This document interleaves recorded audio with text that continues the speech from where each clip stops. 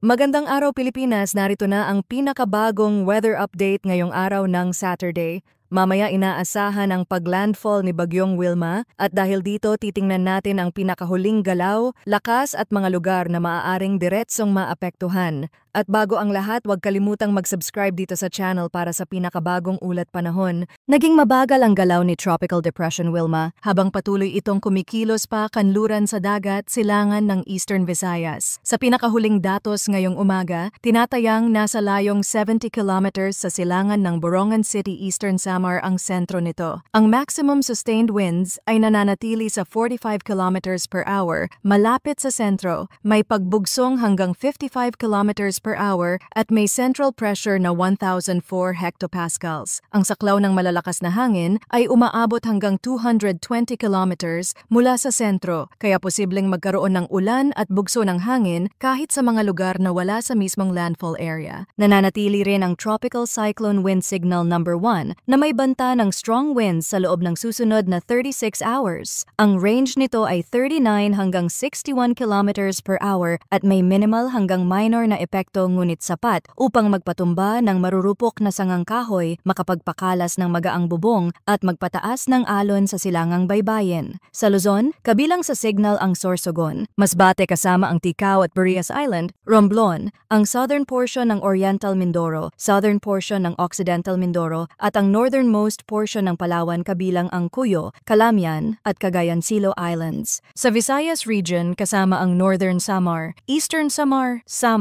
Biliran, Leyte, Southern Leyte, Cebu kasama ang Bantayan at Camotes Islands, Bohol, Negros Occidental, Siquijor, Northern at Central portion ng Negros Oriental, Guimaras, Iloilo, Capiz, Aklan at Antique. Sa Mindanao naman ay kasama ang Surigao del Norte, kasama ang Siargao at Bukas Grande Islands, Dinagat Islands, Northern Surigao del Sur, Northern Agusan del Norte at Camiguin. Kung ikaw ay nasa mga lugar na ito, mainam na siguraduhin ang inyong tahanan, alisin ang mga bagay na pwedeng liparin ng hangin at sundin ang mga safety reminders ng inyong LGU. Pagdating sa track at intensity outlook, mahalagang tandaan na kahit malayo pa ang ibang lugar mula sa mismong track ay maaari pa rin silang makaranas ng heavy rainfall at malakas na hangin dahil sa wide circulation ni Wilma. Sa kasalukuyang projection, tatahakin nito ang westward track at posibleng maglandfall sa Eastern Visayas ngayong araw. Pagkatapos nito ay magpapatuloy ang pagtawid sa Visayas hanggang Sunday, December 7, bago lumabas sa Sulu Sea at may mataas na posibilidad na daanan ang Northern Palawan, pagsapit ng Monday, December 8. Sa lakas naman, inaasahan na manatili ito sa Tropical